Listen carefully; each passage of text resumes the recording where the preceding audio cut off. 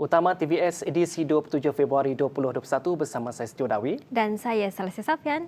Selasa, Ya, saya. vaksin terus menjadi topik perbualan masyarakat kita sama ada di rumah, di sekolah maupun di media sosial. Betul tu, Siu. Dan pelbagai pandangan yang kita dengar mengenainya. Adakah Selasa bersedia untuk menerima vaksin? Sudah tentunya walaupun ada sedikit gentar.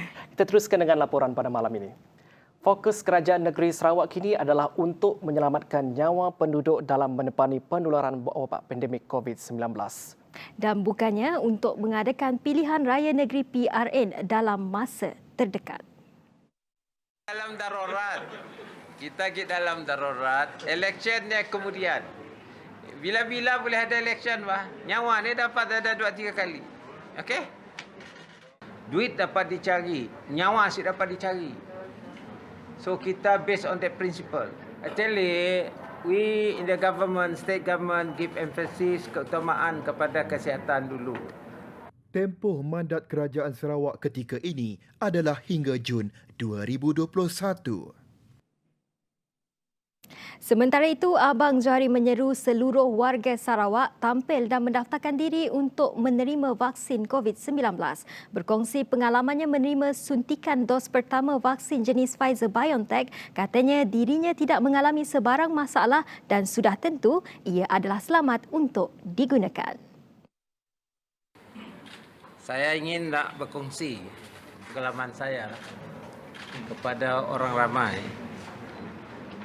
Setelah menerima dos pertama, kehadiran saya pagi ini di stadium membuktikan bahawa suntikan vaksin tersebut selamat. Saya tidak ada side effect daripada semalam dan nampak lebih cergas lagi. Saya meminta supaya daftarlah melalui aplikasi MySejahtera yang boleh dimuat turun ke handphone anda atau pergi ke pejabat daerah terdekat, klinik atau pusat kesihatan ataupun di kampung Rumah Panjang, tuai rumah, ketua kampung ataupun kapitan di tempat anda masing-masing. Pada Jumaat, Abang Johari merupakan antara individu terawal menerima suntikan vaksin bagi dos pertama di Klinik Kesihatan Petrajaya sekaligus menjadi simbolik bermulanya program imunisasi COVID-19 Sarawak. Abang Johari dijadualkan menerima dos kedua vaksin yang sama pada 19 Mac nanti. Bagi mengelakkan rakyat di kawasan pedalaman tercicir daripada mendapat vaksin, beliau turut mengumumkan sejumlah 30 juta ringgit untuk kemudahan pemberian vaksin di luar bandar. Kita Kerajaan Sarawak telah meluluskan peruntukan 30 juta untuk kita memberikan kemudahan bagi kita menghantarkan vaksin ini ke tempat-tempat pendalaman. Dan maknanya semua rakyat akan disuntik dengan vaksin ini. Sarawak menyasarkan untuk membekal dan memberi vaksin kepada 2 juta rakyatnya yang layak serta 200,000 bukan warga negara yang menetap di Sarawak untuk mencapai imuniti. Program yang dijalankan dalam 3 fasa itu akan dilaksanakan dalam tempoh 7 bulan bermula Februari hingga Ogos 2021. Dalam belah itu, Abang Johari memberitahu selain vaksin Pfizer-BioNTech, kesemua keputusan mengenai vaksin akan diserahkan kepada pakar khususnya bahagian kawal selia farmasi negara NPRA. Buat masa ini, Sarawak katanya hanya akan menumpukan kepada vaksin Pfizer-BioNTech. Situ kita serah kepada expert. Bukan kita, itu expert. Dan expert ini bergantung kepada regulatory body lah yang tahu apakah pakar. Kalau dia kata boleh guna. Kalau kata kita jangan. Dalam pada itu, Timbalan Ketua Menteri Dato' Amar Douglas Ugah Embas turut memberitahu sebuah kumpulan penasihat khas akan ditubuhkan. Kumpulan ini akan diketuai oleh bekas Pengarah Jabatan Kesihatan Negeri Profesor Dato' Dr. Andrew Q dan 11 lagi pakar kesihatan. Format telah mengarahkan kita menumbuhkan satu jawatankuasa COVID-19 Advisory Group. vaksin anniversary group yang diketuai oleh Dr. Andrew. Datuk Dr. Andrew Q dan 11 lagi orang pakar-pakar saintis. Ini grup akan menasihat kerja negeri mengenai isu vaksin. Turut menerima suntikan vaksin Pfizer-BioNTech pada Sabtu ialah Menteri Kebajikan, Kesejahteraan Komuniti, Wanita, Keluarga dan Pembangunan Kanak-kanak KWKPK Datuk Seri Fatimah Abdullah di Stadium Perpaduan Sarawak. Menurut beliau, tiada sebarang kesulitan yang dihadapi sepanjang proses disuntik vaksin. Selepas disuntik, beliau hanya perlu menunggu selama 15 minit bagi mengenal pasti sekiranya ada kesan sampingan dalam masa terdekat. Fatimah akan menerima dos vaksin kedua pada 20 Mac 2021. Beliau turut menggesa orang ramai untuk mendaftarkan diri bagi mendapatkan vaksin berkenaan. Dalam pada itu, Menteri Muda di Pejabat Ketua Menteri Hal Ehwal Korporat dan Unit Komunikasi Awam Sarawak, Abdullah Saidul, turut tidak melepaskan peluang untuk mendapatkan vaksin. Katanya beliau menerima suntikan itu tanpa rasa was-was. Tegasnya ini menjadi salah satu tanggungjawab moralnya untuk melindungi diri dari ancaman COVID-19 supaya tidak menjangkiti orang lain. Abdullah turut menasihati orang ramai agar tidak mudah terpengaruh dengan segelintir orang yang cuba menimbulkan keresahan dan mengelirukan tanpa alasan yang masuk akal. Seramai 48 petugas Barisan Hadapan di bahagian Serian menerima suntikan vaksin COVID-19 fasa pertama pada Sabtu. Menurut Residen Serian, Tuan Suni antara yang menerima vaksin termasuk Ketua Jabatan Kerajaan, Pegawai Polis, Anggota Bomba dan Kaki Tangan Kementerian Kesihatan. Berdasarkan statistik awal, pihak Jabatan Kesihatan Serian setakat ini telah mencatat 108,000 permohonan, belum termasuk permohonan melalui aplikasi MySejahtera. Kepada orang ramai yang masih belum dapat mendaftar melalui MySejahtera, jelas tuah ketua-ketua masyarakat di setiap kawasan telah diberi tanggungjawab untuk mengumpulkan maklumat dan kemudiannya akan diserahkan kepada pihak Pejabat Kesihatan Bahagian Serian untuk disenarai sebagai pendaftar program vaksinasi. Dan kita pun melihat sekarang publik dia sedar dan banyak sudah mendaftar melalui MySejahtera. Dan banyak orang bertanya untuk mendaftar. Ahli Dewan Undangan Negeri Kedup, Martin Ben, menyeru orang ramai untuk mendaftar sebagai penerima vaksin. Katanya usah ragu-ragu kerana segala terbukti selamat.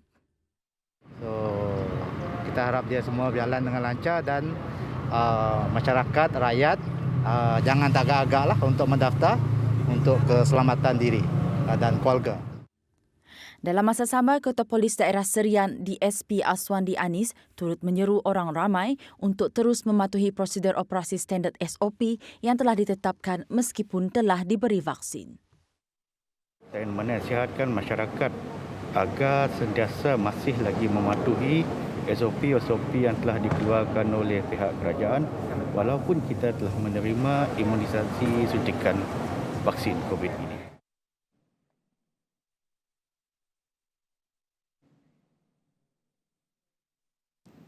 Menteri Sains, Teknologi dan Inovasi Khairi Jamaluddin bersedia menerima suntikan apa jua vaksin pertama yang diluluskan oleh Bahagian Regulatory Farmasi Negara NPRA selepas ini. Beliau yang juga Menteri Penyelaras Program Imunisasi COVID-19 Kebangsaan berkata ia bagi memberi keyakinan kepada rakyat bahawa vaksin yang diperoleh adalah selamat dan diberikan tanpa membezakan kedudukan. Jadi rakyat sudah semakin yakin dengan Pfizer. Ya, dia yakin dengan Pfizer. Sebab PM pun dah ambil, Menteri Pertahanan pun dah ambil, tak ada apa-apa kesan sampingan. Sekarang ni rakyat tanya, oh pemimpin semua ni ambil Pfizer, barang baik. Ya, yang lain-lain ni semua untuk rakyat biasa saja. Jadi saya dah buat keputusan semalam, saya akan ambil vaksin yang akan diluluskan seterusnya. Apa saja vaksin yang diluluskan seterusnya, saya orang pertama ambil. Kalau Sinovac, Sinovac. Kalau daripada Rusia, Rusia. Kalau AstraZeneca, AstraZeneca lah. Pesawat Airbus 330-300 dengan hiasan jalur gemilang yang membawa Envirotena mengandungi vaksin COVID-19 dalam bentuk cecair sebanyak 200 liter itu mendarat pada kira-kira 9 pagi Sabtu di lapangan terbang antarabangsa Kuala Lumpur KLIA. Vaksin COVID-19 yang dibangunkan firma farmaseutical China Sinovac itu diangkut menggunakan pesawat PC-2 iaitu pesawat penumpang digunakan untuk perkhidmatan kargo boleh diproses menjadi lebih 300,000 dos untuk keperluan Malaysia. Negara yang dilaporkan telah meluluskan penggunaan vaksin Sinovac setakat ini termasuk Indonesia apabila Presidennya Joko Widodo menjadi rakyat pertama republik itu menerima suntikan vaksin berkenaan. Dalam benda itu, jelas sekali vaksin COVID-19 Sinovac keluaran China yang diterima Malaysia pada Sabtu perlu terlebih dahulu melalui proses penghilangan oleh syarikat farmaseutikal Pharmaniaga untuk dinilai dan diberikan kelulusan oleh Badan Pengawas Seliaat. Proses penghilangan tersebut merupakan antara kriteria yang akan dinilai bahagian regulatori farmasi negara NPRA sebelum memberikan show kepada pihak berkuasa kawalan dadah PBKD untuk kelulusan. There are some people asking the vaccine has not been approved, but this is part of the approval process. Ini sebahagian daripada proses pendaftaran yang mana vaksin ini mestilah dinilai di kilang Pharmaniaga itu sendiri. China memberi jaminan kepada rakyat Malaysia bahawa vaksin keluaran mereka selamat dan berkesan. Hal ini kerana kerajaannya sentiasa memastikan syarikat vaksin China menjalankan penyelidikan dan pembangunan vaksin dengan mematuhi undang-undang saintifik dan peraturan berkaitan. Duta Besar China ke Malaysia Ouyang Yujing berkata, fasa ketiga ujian klinikal vaksin Sinovac COVID-19 telah dijalankan di banyak negara dengan lebih 36 juta dos vaksin Sinovac telah diberikan di China dan di luar negara. The data and the result prove that Sinovac vaccines is safe and effective. Besides, it has been deemed halal by the Indonesia authorities. I hope this information will infuse more confidence into the Malaysia people who will be inoculated in the Sinovac vaccines. China dijangka membekalkan 14 juta dos vaksin Sinovac seperti yang dipersetujui dalam perjanjian dengan Pharmaniaga dalam setahun. Bekalan kumpulan vaksin Sinovac seterusnya akan tiba secara berperingkat mulai Mac selepas penghantaran vaksin pertama pada Sabtu. Ketibaan kumpulan pertama vaksin secara pukal mencerminkan kerjasama vaksin China-Malaysia dan menunjukkan persahabatan yang erat antara rakyat China dan rakyat Malaysia. Sejak tercetusnya pandemik COVID-19 lebih setahun yang lalu, kerajaan dan rakyat China dan Malaysia telah bekerjasama dalam memerangi pandemik tersebut dan memulihkan ekonomi, memberikan sokongan padu dan bantuan ikhlas antara satu sama lain. Seterusnya, Menteri Kanan Pendidikan Senator Datuk Dr. Razzie Jidin bersama 5 guru pada Sabtu menerima suntikan vaksin COVID-19 jenis Pfizer-BioNTech di Pejabat Kesihatan Putrajaya Presin 11. Beliau menyeru rakyat Malaysia termasuk lebih 500,000 guru di seluruh negara untuk segera mendaftarkan diri di aplikasi MySejahtera bagi mendapatkan suntikan tersebut. 5 individu tersebut merupakan antara 55,539 guru berisiko tinggi mendapat jangkitan COVID-19 yang tersenarai menerima suntikan vaksin dalam fasa pertama program imunisasi COVID-19 kebangsaan. Sementara itu, tambahnya sesi persekolahan secara bersemuka akan bermula 1 Mac ini dan suntikan vaksin tersebut adalah bagi memastikan keadaan selamat dan selesa untuk murid-murid dan guru-guru di seluruh negara seterusnya agar sesi persekolahan berjalan lancar. Razzie berkata Kementerian Pendidikan KPM akan memastikan semua prosedur operasi standard SOP yang telah ditetapkan dipatuhi di sekolah seluruh negara apabila sesi persekolahan bermula supaya sesi pembelajaran dapat dilaksanakan dalam keadaan selamat. Ditanya adakah kehadiran murid-murid di sekolah secara bersemuka diwajibkan, beliau berkata ibu bapa harus menulis surat kepada sekolah dengan dokumen sokongan untuk rekod jika tidak dapat menghantar anak-anak ke sekolah atas sebab tertentu seperti kesihatan. Program imunisasi COVID-19 kebangsaan telah dimulakan dengan menyaksikan Perdana Menteri Tan Sri Muhyiddin Yassin sebagai orang pertama yang disuntik vaksin jenis Pfizer-BioNTech pada Rabu. Manakala di Sarawak, Program imunisasi telah bermula selepas Ketua Menteri Sarawak Datuk Patinggi Abang Johari Tun Openg tersenarai sebagai antara yang terawal menerima suntikan vaksin di Klinik Kesihatan Petrajaya pada Jumaat. Fasa pertama dijadualkan bermula Februari hingga April, manakala fasa kedua dari April hingga Ogos bagi warga emas berumur 60 tahun ke atas serta kumpulan rentan dengan masalah morbiditi di samping orang kurang upaya OKU. Sementara fasa ketiga bermula Mei hingga Februari 2022 untuk kumpulan berusia 18 tahun dan ke atas. Suntikan ini adalah baik untuk kita menangani wabak COVID ini. Dengan adanya program vaksinasi TOK, kadar jangkitan dan juga penyebaran virus boleh dikurangkan. Vaksin ini memang amat diperlukan. Seperti saya sendiri, seorang pengusaha home-based bakery. After kita dapat vaksin TOK, lebih memudahkan lagi lah perjalanan kita macam ni. So we could actually do the things that we been doing after all of this time. Kami nak menyokong 100% vaksin tu lah. Kami nak really hope that nang semua kita semua orang Sarawak semua ambil peluang untuk dapatkan vaksinnya. Those who can go for vaccine, it's good to go for it. I will definitely take the vaccine because it's safe for everyone. Sebuah lagi sekolah iaitu Sekolah Kebangsaan Kalok akan dibina di Beting Maro bagi meningkatkan lagi taraf pendidikan masyarakat setempat.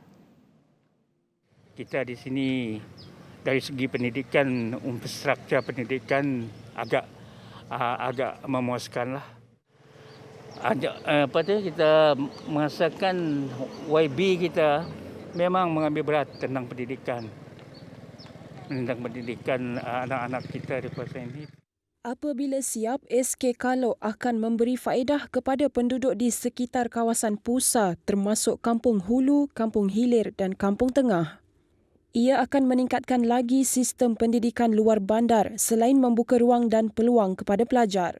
Untuk kesejahteraan dan pendidikan, kita bersyukurlah di Dun Beting Maro ini kita mempunyai 9 buah sekolah rendah dan 2 sekolah menengah yang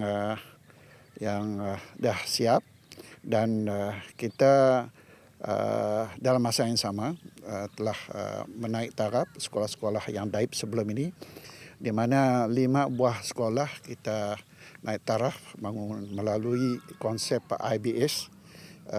Kesemuanya dah siap, dan sebuah sekolah SK iaitu Kalok sedang dalam pembinaan pada masa ini. Sementara sekolah SK Pusat dan SK Bladin dah siap beberapa tahun yang lalu dan kini telah digunakan sepenuhnya. Dalam pada itu, Pemancar Daerah Pusa Awang Razii turut berharap pihak kerajaan turut memperkenalkan sekolah fardu ain bagi pelajar di kawasan mereka. Sekarang dari segi pendidikan agama mereka, kita daripada peringkat sekolah rendah, mereka pun kerajaan pula mengintroducekan sekolah fardu ain itu untuk untuk tahun-tahun yang berkenaan sahaja. Awang Razii berharap agar usaha memperkasakan pendidikan di luar bandar akan diteruskan kerajaan.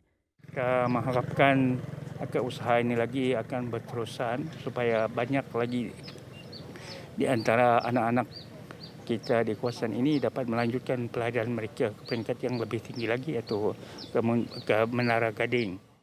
Setakat ini, Beting Maro miliki 9 buah sekolah kebangsaan dan 2 buah sekolah menengah. Keputusan Kementerian Pendidikan Malaysia KPM membenarkan murid yang belum mempunyai pakaian seragam sekolah untuk memakai pakaian biasa adalah satu tindakan yang wajar. Presiden Majlis Permufakatan Persatuan Ibu Bapa dan Guru Nasional PIBGN Profesor Madya Datuk Muhammad Ali Hassan berkata, langkah ini bagi mengurangkan beban golongan ibu bapa. Kita merasakan bahawa ini satu langkah yang wajar dan mengalu-alukan langkah kerajaan untuk beri kelonggaran sebegini.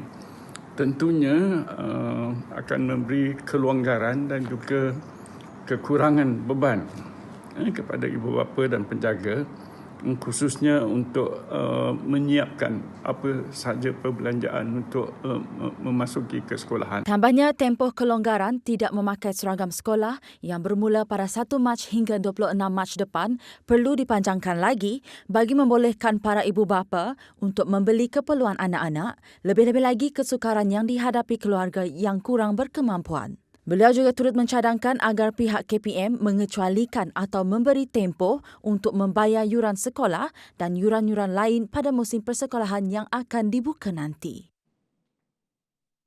Pengasas Rojak Haji Kasim dan bapa kepada penyanyi terkenal Sarawak Ramzani Kasim atau lebih dikenali sebagai Rem telah menghembuskan nafas terakhir akibat sakit tua di kediamannya di Kuching pada jam 9.45 pagi Sabtu.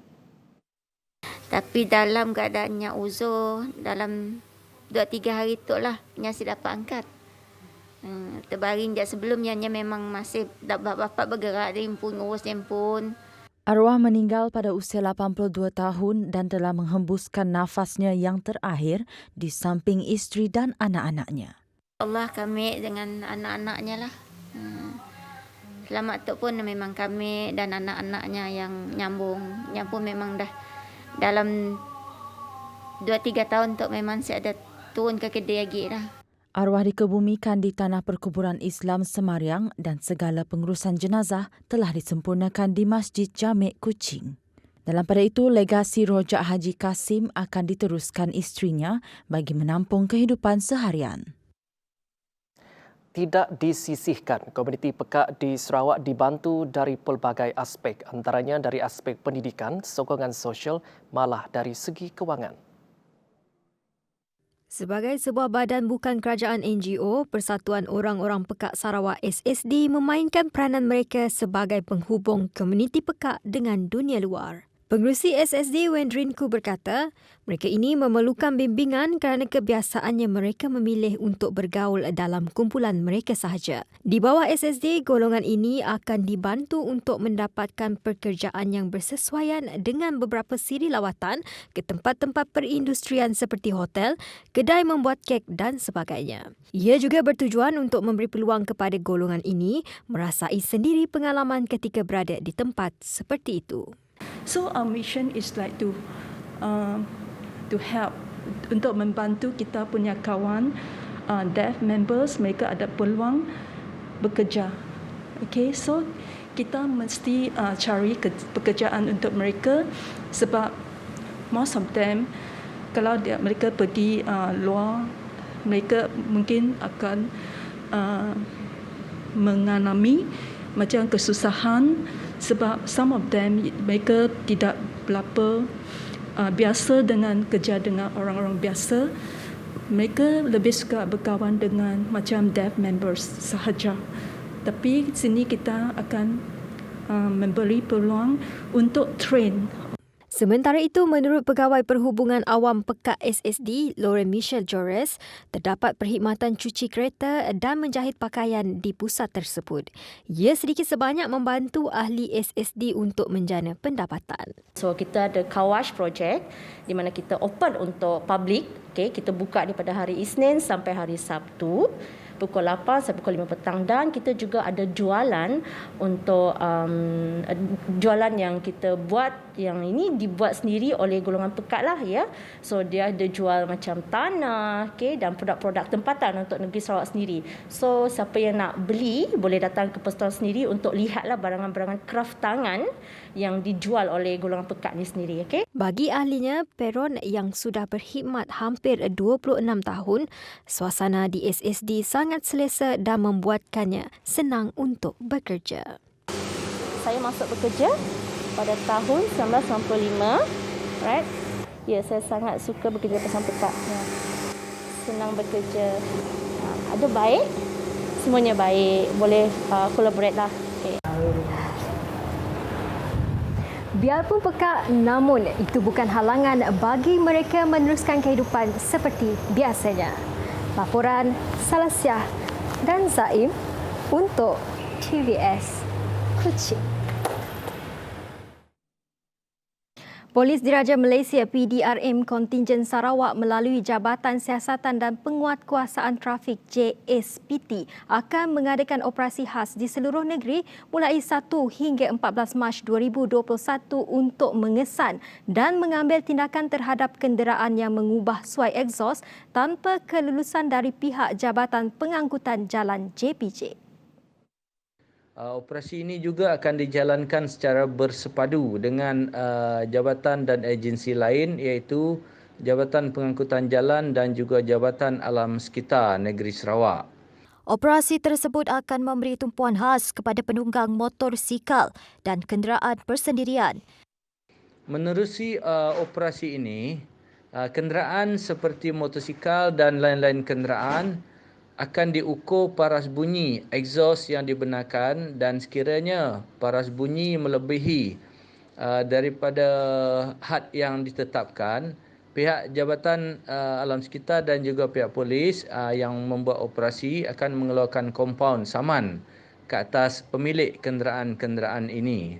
Sambungan itu, orang ramai disarankan agar memastikan egsos kenderaan yang mereka gunakan adalah mengikut spesifikasi yang telah ditetapkan iaitu tidak mengeluarkan bunyi bising dan menyebabkan suasana tidak tenteram dalam masyarakat.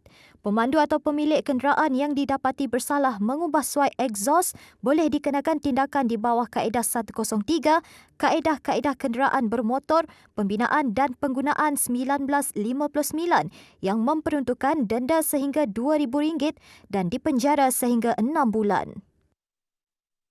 Perkembangan COVID-19, kluster Buloh di Isytihar di daerah Selangau, Sibu melibatkan 3 buah rumah panjang di kawasan Sungai Buloh. Dan indeks kepada kluster komuniti ini merupakan wanita tempatan berumur 22 tahun yang dikesan melalui saringan bergejala pada 21 Februari 2021. Seramai 68 individu telah disaring dengan 28 kes dikesan positif termasuk kes indeks, 36 individu negatif dan 4 individu masih menunggu keputusan. Kesemua 28 kes positif dimasukkan ke Hospital Sibu dan PKRC di Sibu bagi tujuan pengasingan dan rawatan lanjut. Sementara itu, kes positif baru COVID-19 yang dikesan di Sarawak terus mencatatkan 3 angka iaitu 255 kes dengan 1 lagi kematian dilaporkan di Sibu. Jumlah keseluruhan kes positif kini meningkat kepada 9,374 kes manakala kes kematian meningkat kepada 81 kes. Baiklah, laporan itu tadi mengakhiri utama TVS untuk jam ini. Saya Salisa Safian. Dan saya Setio Dawi.